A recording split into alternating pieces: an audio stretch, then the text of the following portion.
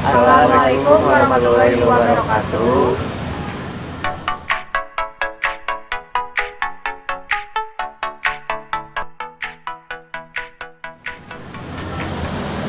Saya Satria Kavin Mutazarsin, NPM 199131839. Saya Syifa Siti Nur Faiza, NPM 10009083338. Saya Almi Bukhari Muslim, NPM 1009093183441. Di sini kami akan menjelaskan tentang Di sini kami akan menjelaskan tentang recruiting talent employees. atau dalam bahasa Indonesianya cara merekrut karyawan yang kompeten.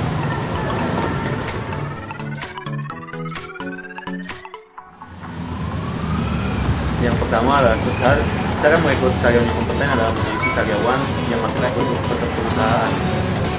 Proses ini wajib punya agar kesembaran calon karyawan yang direkrut nantinya pada tahap awal.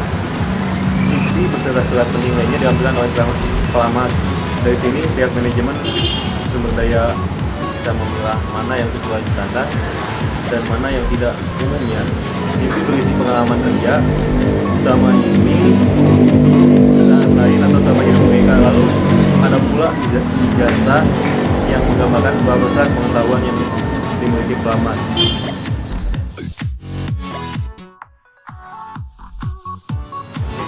Ya, terus ya ada yang keduanya ada mengumpulkan pelamar yang memenuhi syarat.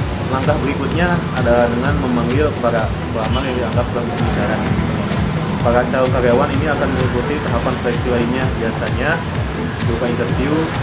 Di sini pihak talent management bisa membaca karakter sekaligus bakat yang dimiliki calon karyawan sehingga mereka bisa semakin yakin sebelum mengambil keputusan besar menerima atau menolak calon karyawan tersebut di perusahaan.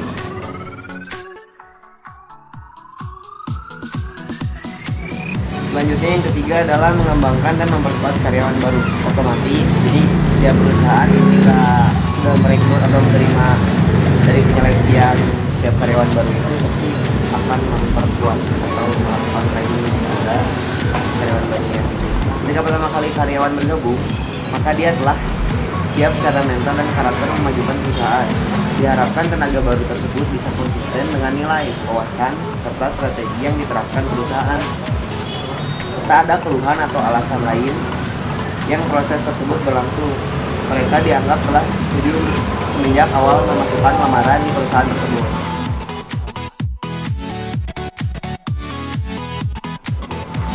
Keempat, mempertahankan karyawan berpotensi di perusahaan. Mengembangkan bakat serta kemampuan karyawan selama di perusahaan adalah tugas yang cukup berat. Asalnya ada karyawan yang perkembangannya sangat pesat dan ada pula yang sebaliknya. Langkah paling sulit memang untuk mempertahankan dan mengembangkan sumber daya manusia di perusahaan. Ada kalanya mereka ingin lepas dan mencoba peruntungan di perusahaan lain. Inilah yang menjadi tantangan tersendiri bagi pihak manajemen. Selain itu, tentu saja karyawan yang belum lama bergabung namun berpotensi untuk memutuskan keluar dari perusahaan. Hal inilah yang coba dihindari oleh pihak perusahaan. Itulah mengapa lahir istilah kontrak yang menerapkan penalti di dalamnya.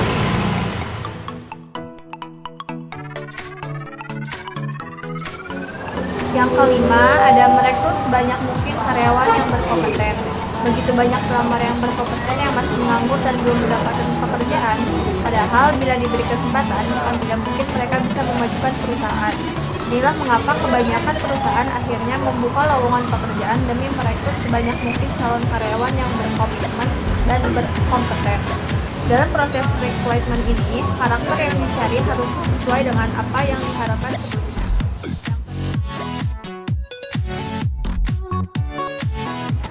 Yang keenam, ada pelatihan program seleksi dalam upaya perekrutan. Nah, setelah merekrut karyawan yang berkompeten, perusahaan juga harus memberikan pelatihan berupa seperti training atau pelatihan-pelatihan yang biasanya dilakukan sama perusahaan tersebut.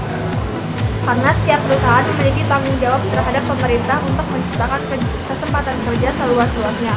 Inilah yang coba dipenuhi oleh pihak perusahaan dalam proses recruitment.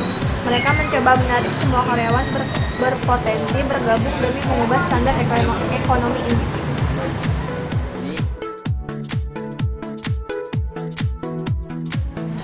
Jadi kesimpulan dari materi yang kita jelaskan itu, jadi setiap perusahaan untuk menyeleksi para karyawan dengan cara yang kompeten itu, mereka ketika memiliki karyawan yang memiliki potensi yang bagus akan terus dikembangkan.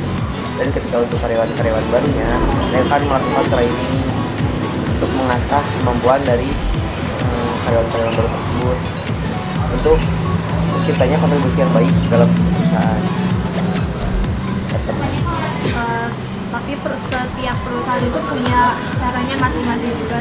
Jadi kita tuh nggak bisa membedain perusahaan ini sama ini tuh cara melatih sama merekrut karyawannya itu pasti selalu berbeda-beda. Kita di sini ngambil yang umum dan dasar-dasar.